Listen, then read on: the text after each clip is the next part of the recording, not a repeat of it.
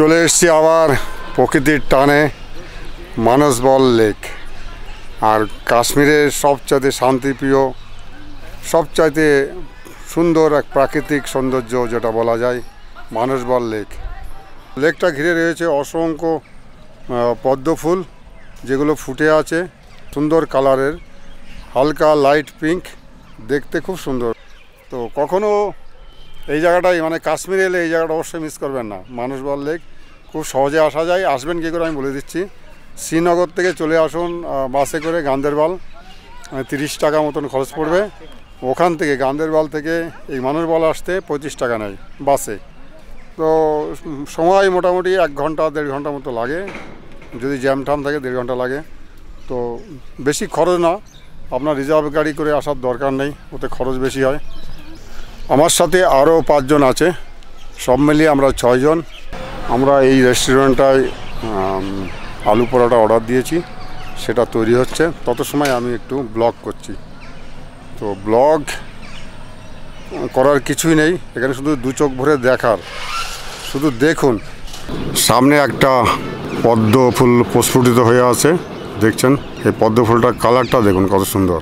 আর গাছগুলো এত সতেজ, এত পরিষ্কার, পাতাগুলো মানে খুব সুন্দর। জল থেকে অনেকটা উঁচুতে পাতাগুলো হয়ে আছে, আর হালকা হাওয়াতে দোলা দিচ্ছে। এক কি অদ্ভুত লাগছে দেখতে।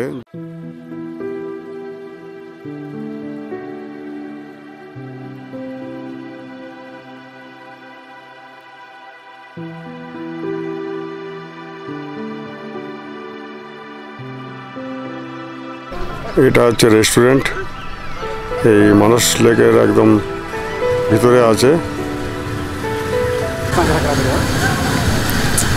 বাচ্চাদের মনোরঞ্জনের সব কিছুই এই পার্কের ভিতরে আছে।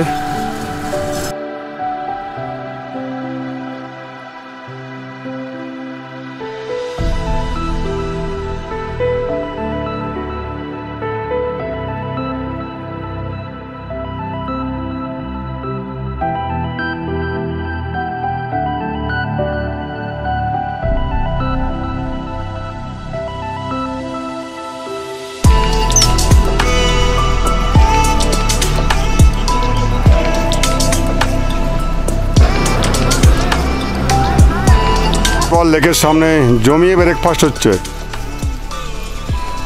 ব্রেকফাস্টের সাথে আছে আলু পরোটা, টমেটো চাটনি, সঙ্গে আছে চা, ঠান্ডা জলের বোতল। क्या सीन है।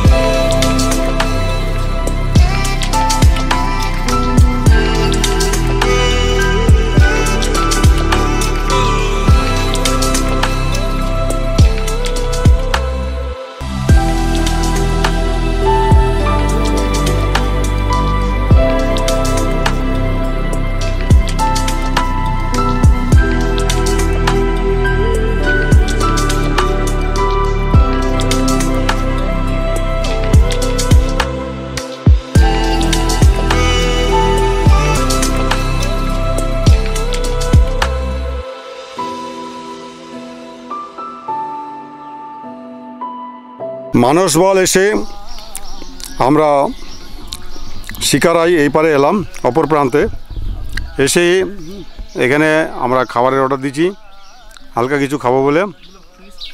তো তাজ্জব লাগছে, এই যে লম্বা লম্বা দড়ির মতন আকৃতি, এগুলো কি জানেন? এগুলো হচ্ছে ফিশ ফ্রাই, এটা কাশ্মীরি ফিশ ফ্রাই। তো একটু টেস্ট করে দেখা যাক। বিট্টু, কেমন লাগছে বলো তো? আচ্ছা, দেখতে যেমনই হোক না কেন, খেতে ভালো হলেই হলো। ছোটকা রিপোর্ট। আচ্ছা, বহুত খুব। রাজু রিপোর্ট। খুব সুন্দর হয়েছে খেতে, বহুত। যাই হোক, এখন শীতের সময় যা কিছু দেবেন তাই ভালো লাগবে। আপাতত এই দিয়ে আমরা সারবো দুপুরের লাইট লাঞ্চ। আখরোট গাছে কে? ছোটকা।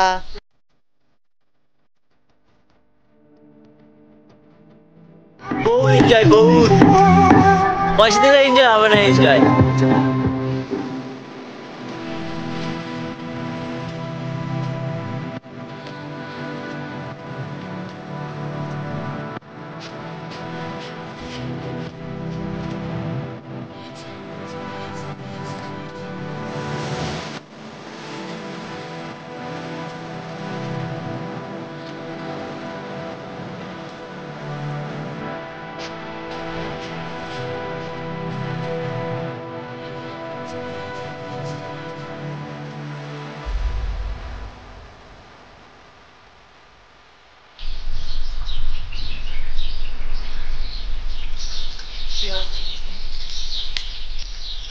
আখরোট তাজা ফল, এখন পাকতে অনেক সময়, সবেমাত্র হয়েছে আখরোট।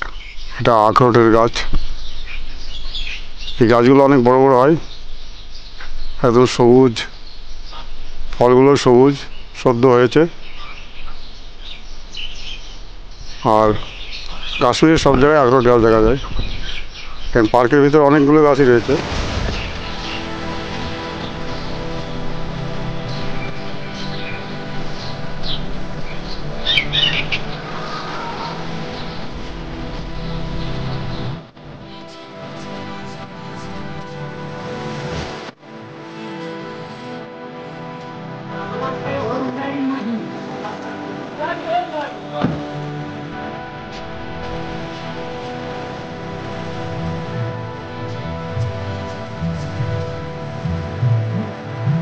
कश्मीर में आकर के ये हमारा प्रसन्नजीत बहुत अच्छा, खूब सुंदर नौका चालाচ্ছে, একটু নড়ছে না, একটু দোল খাচ্ছে না। আর আমাদের ছোটকা মহারাজ একদম বসে আছে রাজার মতো।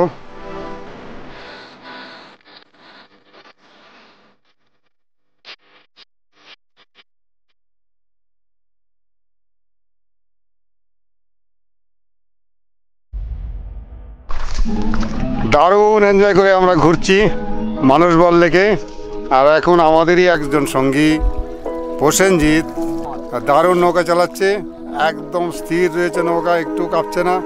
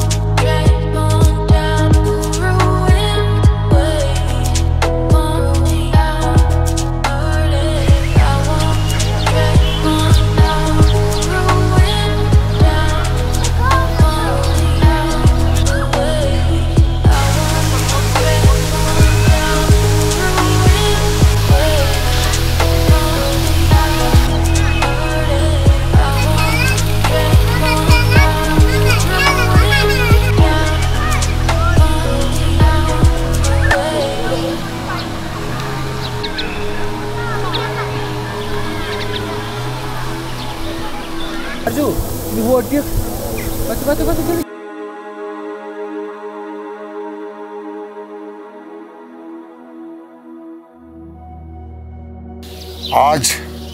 18ই জুলাই, আজকে আমাদের বিদায় বেলা, মানে আজকে আমাদের বেড়ানোর শেষ।